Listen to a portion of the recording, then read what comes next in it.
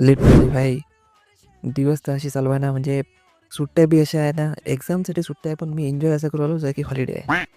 Anyway रूमवरचे बाकीचे मित्राचा होता BEEचा पेपर आणि त्याची प्रिपरेशन पाहूनच मी फाटू आली की मला जेव्हा BEचा पेपर द्यायला लागेल तेव्हा माझ्या कसं होईल. कारण की त्याची प्रिपरेशन एकदम तगडी होती आणि माझी एकदम कशी सकाळी 4 वाजता उठणं वगैरे बाबा हे फक्त आपण पाहिलं होतं.